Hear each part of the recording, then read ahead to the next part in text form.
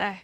여러분 마감 스퍼트 이어가시죠. 두 분과 함께 오늘 시장에서 이야기 나눠야 할 것들이 많기 때문에 하나씩 좀 들어보겠습니다. 루크투자연구소 임순재 대표, 글로원 파트너스 이성웅 이사 모시겠습니다. 두 분 모두 어서 오십시오. 네, 안녕하십니까? 네, 반갑습니다. 자, 일단 지금 계속해서 지수 코스피 지수 1.26% 플러스권 나타나고 있는 속에요. 삼성전자의 주가를 계속 보게 됩니다. 지금 이 반도체 쪽으로 모여든 미국장에서의 움직임, 그리고 국내장에서의 움직임에 해석을 붙여야 될 것 같거든요. 근데 공교롭게도 엔비디아 실적 하루 앞두고 이렇게 삼성전자가 큰 폭으로 올라주는데 삼성전자가 이렇게까지 올랐었던 적이 5월 중순쯤 이후에 다시 한번 또 반짝 오르는 건지 아니면 진짜 기대할 만한 근거를 갖고 오르는 건지 고민되게 합니다. 임순재 대표님, 오늘 반도체 분위기, 특히나 반도체가 가도 삼성전자는 안 갔거든요. 어떤 의미로 파악하세요?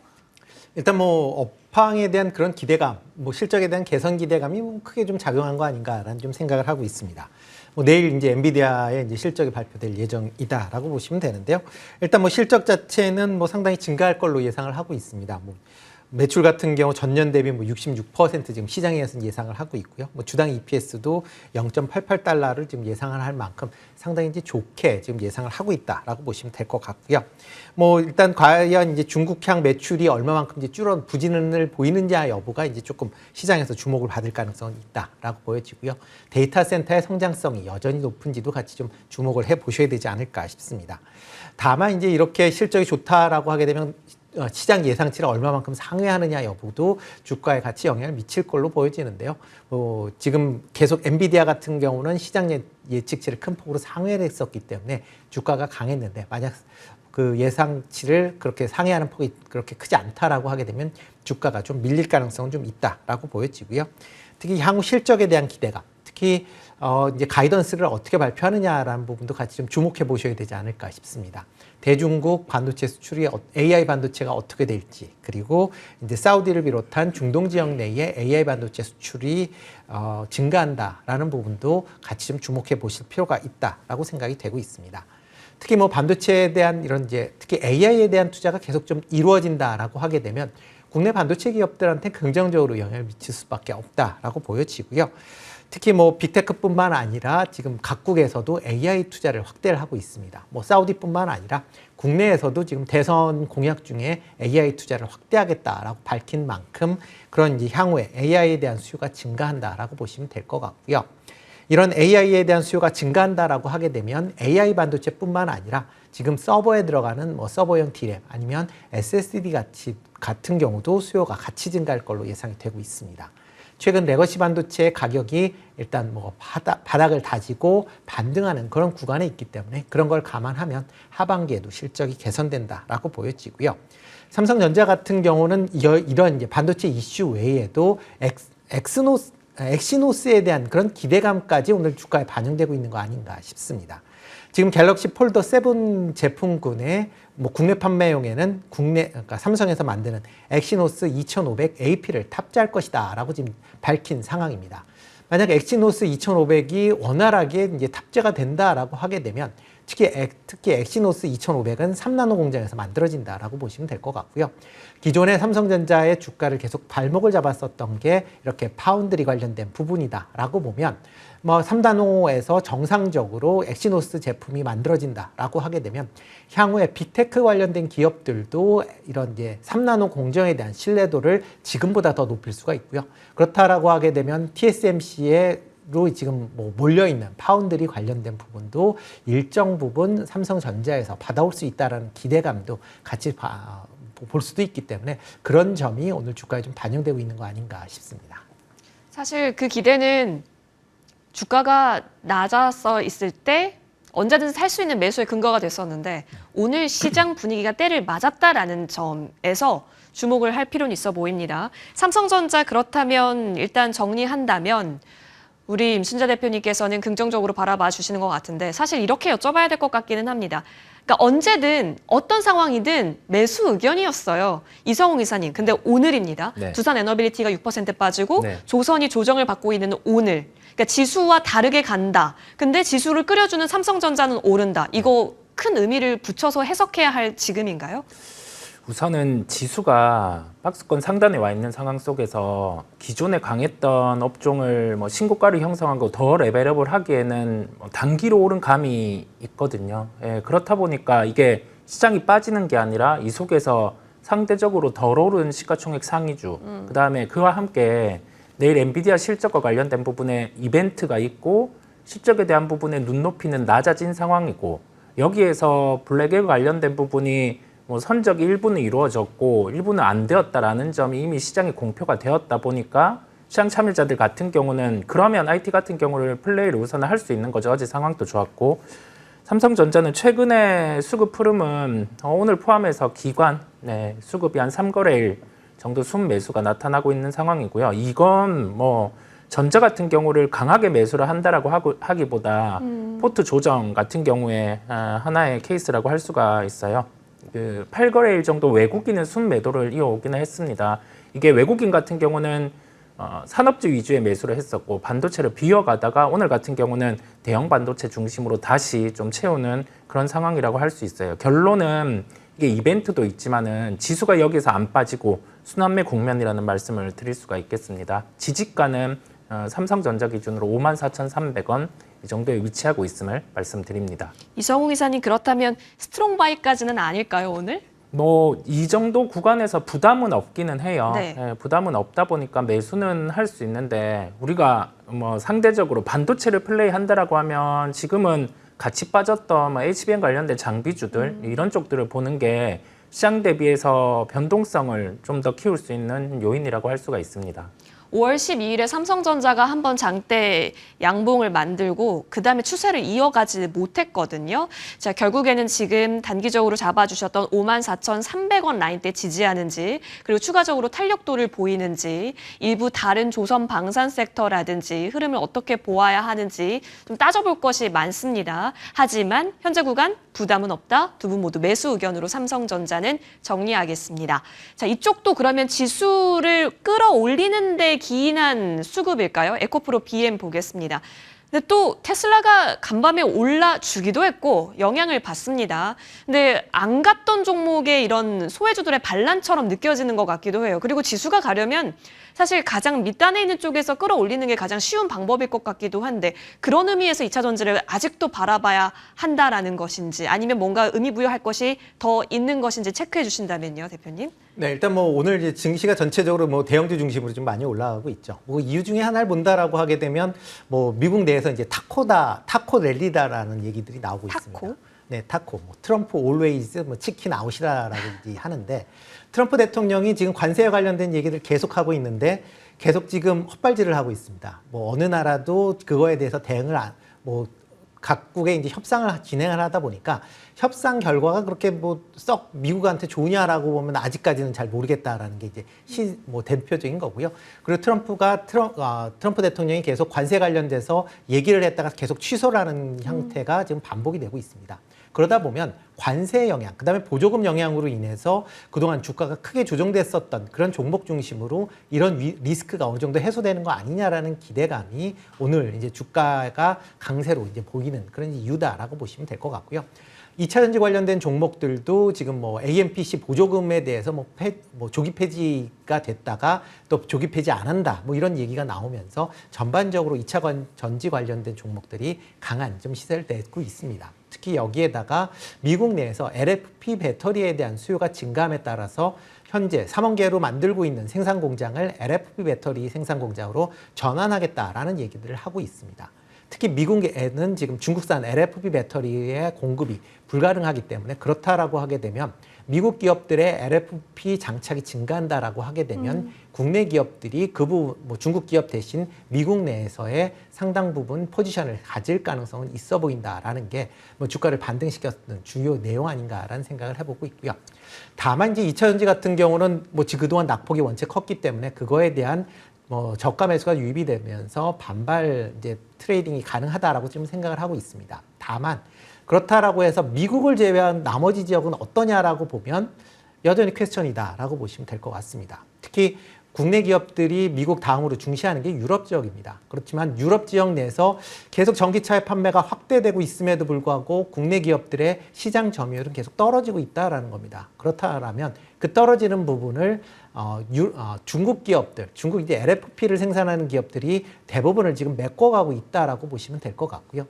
그렇다라고 하게 되면 이런 이제 유럽 시장 내에서의 점유율 하락 자체가 상당히 그렇게 긍정적이지 않다라고 보여지고요. 이와 더불어 미국 시장에서 LFP 배터리를 생산하는 연도는 2027년도입니다. 그러니까 지금 최소한 2년 정도는 이런 매출에 대한 회복이 상당 부분 지연될 가능성은 있다. 그렇다라고 하게 되면 이런 2차 전지 관련된 기업들 기대감으로 물론 올라갈 수는 있겠지만 실적까지 반영된다라고 하게 되면 상당 시간 걸릴 가능성은 있고요. 또 여기에 지금 뭐 유럽 시장 내에서 유럽이나 미국 내에 대규모 투자가 이루어지고 있습니다. 그렇지만 그거에 따른 실적이 못 쫓아 올라간다라고 하게 되면 그만큼 해당 기업들의 이런 재무적인 그런 리스크가 커질 수밖에 없는 그런 상황이다라고 보시면 될 것 같고요. 뭐 그렇다라고 하게 되면 지금 2차 전지 관련된 기업들이 계속 대규모 유상증자를 하는데 지금 유상증자를 하지 않은 나머지 기업들도 이런 재무적 리스크를 줄이기 위한 증자 가능성도 여전히 남아있다는 것도 투자하실 때 유의하셔야 되지 않을까 싶습니다. 오늘 이렇게 8% 오르지만 사실상 이 추세 상승을 견인하기 위해서는 실적 개선이라고 하는 중대한 부분 해결해야 할 것이 있기 때문에 관망 스탠스로 정리할 수 있는 답변 해주셨네요. 고민되죠. 늘 이래왔어요. 근데 2차 전지가. 근데 그때마다 얘기 나왔던 게 쇼커버 얘기도 있었고요. 그리고 결국에는 지수를 올리기에 가장 용이하게 이용된다라는 얘기 또한 있었거든요. 물론 뉴스가 없는 건 아니에요. LFP 뉴스 아까 말씀해 주시기도 했는데 테슬라도 올랐고요. 맞아 떨어져가는 부분은 있긴 하지만 사이즈 크게 보시는지 일단 점검해 주시면요. 우선 뭐 수급은 혼조세예요. 예. 강하게 매수하는 주체 같은 경우가 아직 존재는 하지 않고 뭐 짚어주신 것처럼 뭐 쇼커버 물량 이런 정도가 가끔은 들어오곤 합니다. 지금 관찰해야 될 거는 우리가 수급이라는 하나의 단면을 본다라고 하면 2차 전지를 적극적으로 매수할 시기는 아니에요. 그다음에 앞단에서 테슬라 같은 경우는 주가가 반등이 나오기는 했지만 유럽 데이터 같은 경우는 좋지 않은 상황이다 네. 보니 수요가 여기에서 확인이 돼야 된다라는 점을 먼저 강조를 드립니다. 지수가 박스권을 돌파하게 되면 지금처럼 올랐던 업종 같은 경우에서 반대로 덜 오른 쪽, 이벤트가 있는 쪽으로 순환매가 나타나기 마련인데 이 지수 반등에 따른 자율 반등 정도로만 열어둘게요. 그래서 지지가는 81,100원 정도 전 저점이기는 한데 뭐 트레이딩 관점의 접근 정도로 열어두고 말씀을 드립니다. 그러면 두 분 의견 정리한다면 굳이 2차 전지에 손을 나갈 자리는 아닌 것으로 지금 스탠스가 취해져 있습니다. 관망 의견으로 에코프로비엠 정리하고요. 궁금했는데 네, 다음 종목으로 넘어가겠습니다. 엔터이고요. 뭐 아침부터 소식 많이 들으셨을 거예요. 왜냐하면 어제 장 끝나고 하이브가 공시를 냈거든요. 그 SM 지분 전량에 대한 처분이고요. 이것을 텐센트에 매각을 하게 되는 거죠. 자, 이렇게 되면 사실상 SM에 대한 2대 주주가 텐센트가 되는 겁니다. 관련해서 이제 2023년에 엄청났었던 하이브 SM의 그런 지분 전쟁은 마무리가 된 것으로 보여지는데요. 자, 한번 봅시다. SM에 대한 목표 주가가 오늘도 올라가는 리포트는 나왔습니다. 그리고 한알령 수혜로 우리가 애초부터 좀 잘 봤었던 종목들이 지금까지 시세가 좋거든요. 연속성을 기대할 수 있는 자리는 맞다고 보신가요? 네, 일단 뭐 4대 엔터 관련된 기업들은 전부 좀 관심을 가지셔도 되지 않을까 네. 싶습니다. 가장 중요한 게 이제 그러니까 기업이 이제 실적인데 실적이 작년보다는 올해 분명히 개선될 것이다라는 기대감을 많이 갖고 있는 거고요. 특히 뭐 그 대형 이제 기획사들 같은 경우는 이제 주력 그 아이돌 그룹들이 올해 컴백하는 경우들이 많습니다. 뭐 대표적으로 지금 BTS나 아니면 블랙핑크가 이제 컴백을 이제 7월 달에 이제 할 걸로 지금 예정이 되어 있고요. 그렇다라고 하게 되면 이런 이제 기업들의 실적이 충분히 개선될 수 있다라는 관점에서 접근해 보시면 될 걸로 보여지고요. 특히 이제 SM 같은 경우에는 지금 이제 이번에 텐센트 뮤직이 이제 2대 주주로 나서고 있습니다. 뭐 지분이 이제 9.66%. 근데 텐센트 같은 경우에는 지금 국내 이런 이제 모든 엔터사들과의 상당한 좋은 그런 이제 관계들이 있고요. 특히 최근 들어 중국에서 한알령 해제에 대한 얘기들이 많이 나오고 있습니다. 이렇게 중국에서 한알령이 해제가 된다라고 하게 되면 중국 내에 어떻게 이제 음반이나 아니면 이런 부분을 뭐 환경을 조성할 수 있느냐라고 보면 이렇게 텐센트가 중간에 끼어서 그 확대를 할 때 상당한 이제 다리 역할을 할 가능성은 좀 있어 보인다라고 보여지고요. 그렇다라고 하게 되면 SM 입장에서 보면 2대 주주를 이제 통해서 중국 내에 보다 이제 많은 음반이나 아니면 음악 관련된 이제 콘서트들이 진행될 가능성은 충분히 있다라고 보여집니다. 그렇다라고 하게 되면 한알령이 해제된 이후에 중국향 매출에 대한 구조가 지금보다 좀 더 개선될 가능성은 충분히 있기 때문에 그런 관점에서 보면 뭐 단기적으로 뭐 이제 매각이 됐기 때문에 그거에 따른 차익 매물이 나올 가능성은 있겠지만 중장기적으로 보면 추가적인 상승이 가능하지 않을까라는 생각을 해보고 있습니다. 현재 구간에서도 걱정이 없다. 빅4, 엔터 빅4에 있어서는 의견 주고 계십니다. 고민되죠, 근데. 안 올라온 건 아닌데 엔터주가 원래 한번 방향을 잡으면 꽤 안 꺾이고 잘 갑니다. 그래서 어느덧 그 지분 관계로 싸웠던 자리까지 넘보고 있습니다. 네. 이성우 기사님. 네. 물론 미중 간에 싸울 때 엔터만큼은 그래도 우리가 안전한 영역으로 자리하고 있잖아요. 네. 근데 여기에 더해서 하반기 모멘텀까지 짱짱하다면 지금은 팔 이유는 절대 없다면 상승 속도에 있어서도 기대할 수는 있는 거 맞아요? 속도에 대해서는 좀 차이가 있을 수는 있죠. 1분기 때 확연하게 좋았고 상저하고 실적이 나아갈 수 있는 게 뭐 YG엔터 같은 경우가 명백하게 먼저 실적으로 보여줬고 뭐 SM은 뭐 한알령 이런 부분에 대해서 뭐 중국 비즈니스에 대한 경험이 있다 보니까 뭐 가장 강도가 강하게 나아질 수 있는 점이 존재를 해요. 그 다음에 이 지분 관련 이슈 같은 경우도 해소가 되었고 이 지분이 시장에 출회되었다라고 하면은 조금은 뭐 단기로 애매할 수는 있었는데 그게 아니라 받아간 주체도 있는 거죠. 최근에 수급 흐름은 SN 기준으로는 기금, 뭐 사모펀드 이쪽 플레이어 같은 경우가 중심으로 매수가 들어오고 있어요. 주가가 지금 한 12만 7천 원 이 정도로 왔다 갔다 하는데 가격으로는 지지가 12만 원 정도. 지금 가격과 큰 차이는 없다 보니까 관심을 가지시고 살펴봐도 된다라는 말씀 드립니다. 알겠습니다.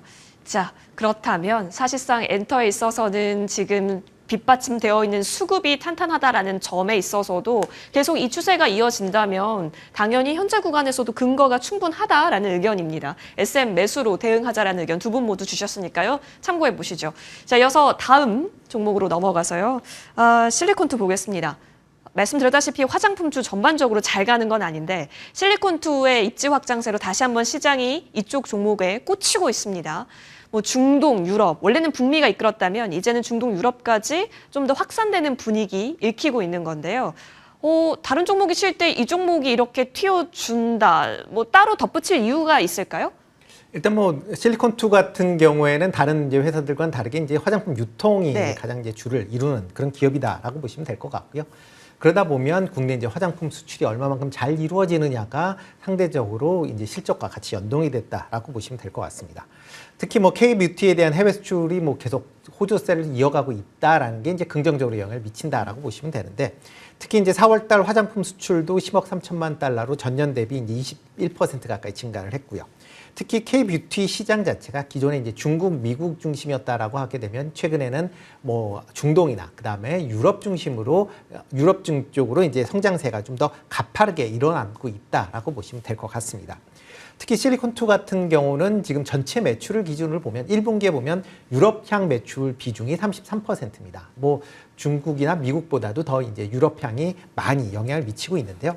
뭐 지금 현재 5월달 수출 기준으로 본다라고 하게 되면 지금 그 유럽발 이제 수출 증가세가 뭐 규모는 크지 않지만 100%를 이룰 만큼 유럽향 매출 성장세가 계속 이어지고 있다라고 보시면 될 것 같습니다. 그렇다라고 하게 되면 지금 유럽향 수출에 가장 큰 수혜를 입을 수 있는 회사가 실리콘투다라는 관점에서 이제 시장에서는 접근을 하고 있다라고 보시면 될 것 같고요.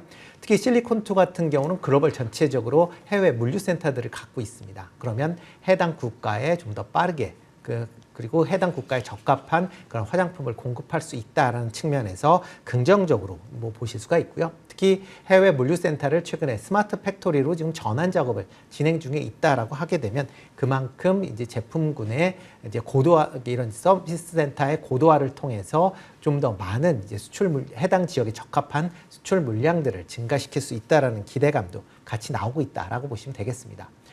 이와 더불어 이제 실리콘2가 이제 플랫폼 관련된 기업이다 보니까 화장품뿐만 아니라 최근 들어서는 이제 국내 K푸드 뭐 관련돼서 특히 이제 건기식 중심으로도 이제 매출세가 조금씩 나타나고 있다라는 것도 시장에서는 향후의 성장성을 주목하고 있지 않나라는 생각을 해보고 있습니다.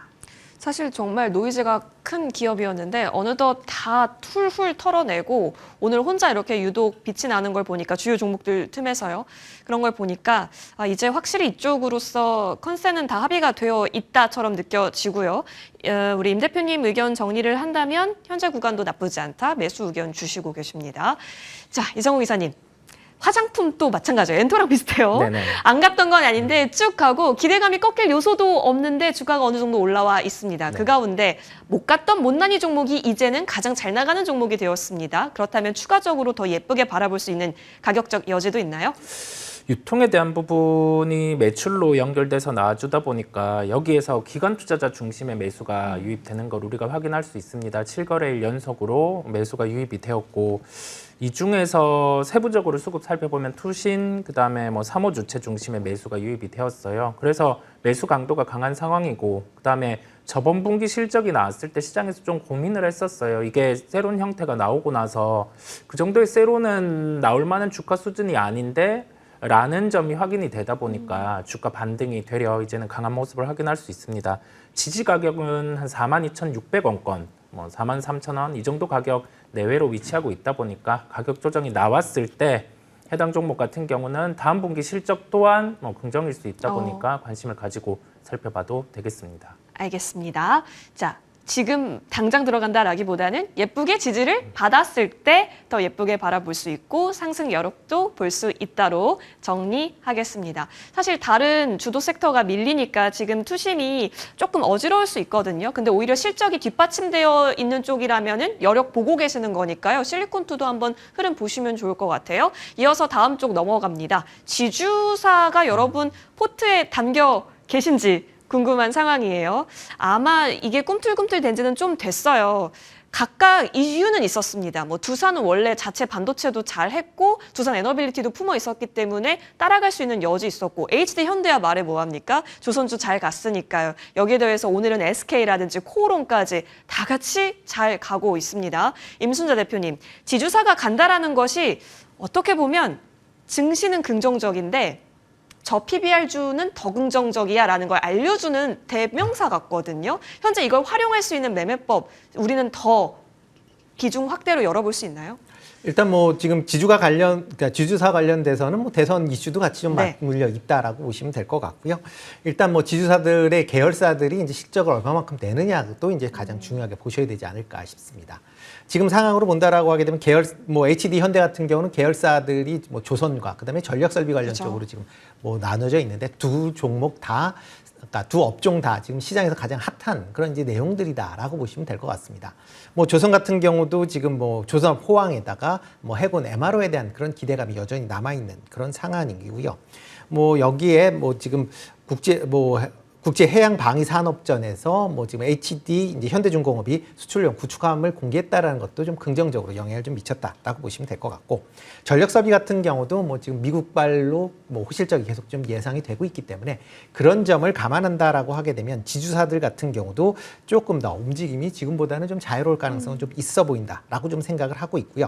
특히 HD 현대 같은 경우는 이제 계열사들의 주가가 상당 부분 잘 갔음에도 불구하고 상대적으로 못 간 측면도 있습니다. 그러다 보면 뭐 투자자 입장에서 상대적으로 못 갔기 때문에 좀 더 관심을 좀 더 갖고 접근해 보고 있지 않나라는 생각을 해보고 있습니다. 다만 지주사들 같은 경우에 뭐 계열사들이 이렇게 이제 실적이 좋아진다라고 해도 이게 또 중복 계산된다라는 그런 이슈들을 뭐 해소할 수는 없기 때문에 그런 부분이 있어서 상승 탄력성은 아주 뭐 좋다라기보다는 어느 정도 좀 대안될 가능성도 있다라는 점도 투자할 때 유의하셔야 되지 않을까 싶습니다. 혹시 지주사 내에서의 혹시 그러면 예쁘게 바라보는 지주사가 있나요? 뭐 본다라고 하게 되면 뭐 하나, 하나? 하나나 뭐 아니면 두산 같은 경우도 여전히 좀 관심 있게 예. 보셔야 되지 않을까 싶습니다. 하나와 두산 좋습니다. 여러분 한번 볼까요? 이게 막 급등을 하는 날이 있긴 한데 오히려 추세를 예쁘게 조금씩 만들어가면 언제 사야 될지 잘 모르겠고 그런 게 또 지주사이기도 하거든요. 이성웅 이사님이라면 우리 금융주 얘기할 때도 정말 많이 얘기하긴 했었는데요. 네. 이런 종목이 포트에 지금은 필수 요소라고 보세요? 현재 시장 분위기상 봤을 때요. 지주사는 뭐 하나 정도는 갖고 있어야 된다라는 네. 생각이에요. 이게 뭐 물론 어떤 후보가 당선될지 모르겠지만 뭐 두 후보 다 지금은 그 시장과 관련해서는 친화적인 면이 있고 그다음에 만약 뭐 확정되지는 않았지만 뭐 상법 개정안 이런 부분이 진행될 수 있는 게 시장이 열린다라고 하면 그때는 현금 자산이 많은 기업들 그다음에 지금처럼 밸류에이션으로 봤을 때 더블 카운팅 요소를 제외하더라도 사업회사가 있는 지주사 같은 경우는 할인율이 높은 상황이다 보니 그런 쪽 같은 경우를 좀 주목할 수 있어요. 그래서 시장 속에서 그 사업회사의 성격을 가진 그걸 가지고 있는 지주사 같은 경우가 강하거든요. 최근에 HDA 현대 같은 경우 또한 뭐 수급이 먼저 선제적으로 들어오는 면이 있었어요. 외국인, 그다음에 기금 수급 중심, 그리고 유입이 되는 모습이었고 가격대의 지지가는 한 93,500원 이 정도가 되고 나머지 지주사 같은 경우도 사업회사가 실적이 나오는 쪽 같은 경우는 관심을 가져봐도 된다라는 말씀 드립니다. 일정 부분 이제 실적면도 무시할 수가 없죠. 사업적 성과 면에 있어서까지 그 프리미엄을 함께 가져갈 수 있는 쪽이라면은 충분히 포트상에서 선택지가 될 수 있다라는 의견 그리고 두 분 모두 의견 긍정적으로 주셨고요. 단기 지지라인 93,500원 체크해 보시면 좋겠습니다. 자, 지주사 챙겨봤고 이어서 건설 쪽도 최근에 좀 물만 났죠. 원래는 원전이 끌어줬는데 이제 건설 자체적인 본연의 힘으로까지 그 동력이 생기고 있는 것 같습니다. 증권사에서 GS건설을 탑픽으로 어제 좀 제시를 했는데 오늘 반응이 바로 나옵니다. 지수사 묻어서 GS까지 같이 올라가고 있어요.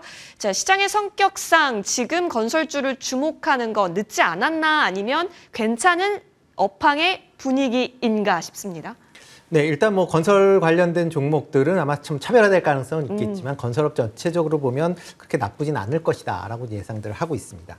특히 이제 올해 이제 건설업 지수가 좀 많이 올랐습니다. 뭐 전년 대비 그러니까 작년 말 기준으로 36%인지 뭐 올랐기 때문에 그런 걸 감안한다라고 하게 되면 다른 업종에 비해서 좀 많이 올랐다라는 그런 이제 생각들을 하실 수도 있습니다. 그렇지만 건설업 관련돼서 여러 가지 이제 이슈들이 계속 남아 있기 때문에 그런 부분이 시장에서 반응을 한다라고 보시면 되는데 특히 이제 대형 건설사 같은 경우 최근에 이제 원전 수주와 관련돼서 뭐 추가적으로 계속 이제 원전이 확대된다라고 하게 되면 그만큼 이제 향후에 원전을 건설하는 그런 이제 건설사들이 제한적일 수밖에 없다라는 그런 이제 시장 인식을 좀 같이 하고 있다라고 보시면 되겠습니다. 뭐 서구권에서 지금 원전을 건설할 수 있는 게 우리나라하고 프랑스 정도밖에 없는 그런 상황인데 프랑스에 비해서 뭐 국내에서 국내 이제 원전 관련된 기업들, 특히 이제 건설사들이 건설을 하게 되면 비용이 상당 부분 줄기 때문에 그런 걸 감안하면 향후에 이제 원전에 대한 이제 그런 투자가 이루어진다라고 하게 되면 국내 기업들이 그거에 따른 이제 수혜를 입을 가능성은 충분히 있다라는 그런 기대감이 있고요. 이와 더불어 이제 대선 기간 내에 지금 공약에 따른 기대감이 가장 크지 않나라는 생각은 해보고 있습니다. 특히 각 당 후보들이 국내 경기 활성화를 위해서 뭐 이제 향후에 된다라고 하게 되면 건설 인프라 투자를 확대할 걸로 그렇게 예상들을 하고 있습니다. 특히 건설 산업은 국내 GDP의 13에서 15% 정도를 차지한다라고 보시면 될 것 같고요.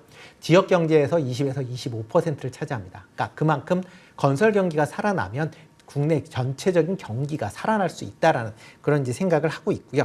그렇다라고 하게 되면 이런 건설 경기를 활성화시킬 수 있는 여러 가지 대책들이 나올 가능성은 충분히 있습니다. 뭐 그렇다라고 하게 되면 뭐 주택, 뭐 신규 주택 관련된 공급 계획뿐만 아니라 뭐 다양한 대형 이제 건설 인프라 투자가 이루어질 걸로 예상이 되고 있고요. 뭐 지금 대표적으로 뭐 수도권 GTX에 대한 조기 착공이나 아니면 권역별 노선을 확대하겠다라는 거, 그다음에 뭐 향후에 대북 뭐 경협 확대 뭐 이런 얘기들까지 같이 나온다라고 하게 되면 건설 수요에 대한 기대감은 지금보다 더 키울 수 있다라고 보시면 될 것 같습니다. 여기에 이런 건설 관련된 대표 종목들을 보면 PBR이 상대적으로 좀 낮다라는 것도 좀 긍정적이다라고 보시면 되는데요. 뭐 올해 들어 뭐 이런 건설사들의 주가가 큰 폭으로 올랐지만 여전히 건설업 평균 PBR을 본다라고 하게 되면 0.65배입니다. 0.7배가 채 되지 않는다라고 보시면 될 것 같습니다. 뭐 오늘 얘기가 나오고 있는 GS건설 같은 경우도 PBR 기준으로 보면 0.4배에 불과하고 있고요. 올해 가장 주식이 많이 올랐다라고 하는 현대건설 같은 경우도 PBR 기준으로 보면 0.87배입니다. 그러니까 아직까지도 지금 뭐 PBR 수준은 한 배가 안 된다라고 보시면 될 것 같고요. 과거에 이제 건설업이 호황을 보여서 좋았을 때 기준으로 보면 PBR이 1배를 전부 다 넘었었습니다. 그러니까 그런 과거 예를 본다라고 하게 되면 향후에 이런 뭐 건설 인프라 투자가 뭐 본격화된다라고 하게 되면 PBR 1배 수준 가까이까지는 올라갈 수 있는 여력은 아직 좀 남아있지 않나라는 생각을 해보고 있습니다. 알겠습니다. 역시 이쪽도 PBR 키워드가 같이 묻어있는 쪽이기도 하다 보니까 그리고 대선 후보들의 한결같은 부동산 공약은 공급 확대에 있기 때문에 그 부분에 있어서 모멘텀, 내러티브도 충분하다라는 점, 매수의 근거가 될 수 있다라는 의견이십니다. 네, 안 오른 게 또 아니죠. 특히나 이제 실적 기반이 아닌 경우에는 주가를 어디까지 우리가 예상하고 봐야 하는가는 늘 어려운 영역 같습니다만 힌트 주신다면요?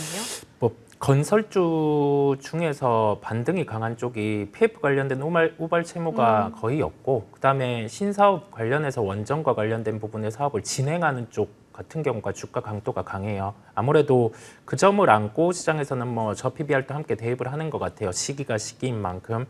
고민을 할 점은 이게 모든 건설사에 해당되지는 않는다라는 점이에요. 그래서 본업에 대해서 그래도 공고함, 그다음에 밸류에이션은 다 거의 뭐 지금 역사적 하단까지 와 있다 보니까 그 점은 참고로 하는 거고 신사업을 진행할 수 있는 컨디션, 그다음에 진행하고 있는 부분을 체크해 보시면 되겠습니다.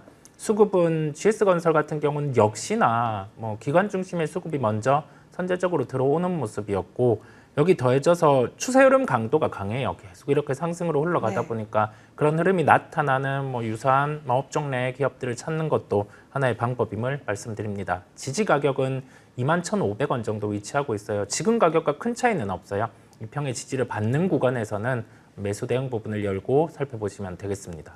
정말 짧게 딱 하나만요. 네. 원전주의 지금 이 낙폭은 용인할 수 있고 받아들일 수 있는 정도인가요? 아니면 피해야 하는 건가요? 뭐 단기로 워낙 상승을 했다 보니까 뭐 변동성이 좀 커질 수 있는 요인인데 이게 뭐 단기 변동성은 내일까지는 이어질 수 있어요. 그래서 오늘 같은 경우는 뭐 조정이 나온다고 해서 빠르게 매수를 하기보다 뭐 이번 주 뭐 말미, 다음 주 초 이 정도 활용해서 다시금 매수 대응이 가능한 부분을 열고 말씀드립니다. 여유 있게 변동 용인해도 되는 구간으로 워낙 건설에 원전이 같이 묻어 있었던지라 같이 커버 도와드렸습니다. 두 분 모두 건설주에 있어서도 좋은 의견 주셨네요. 도움 말씀 들어봤습니다. 두 분과 함께 했고요. 여기서 보내드릴게요. 고맙습니다.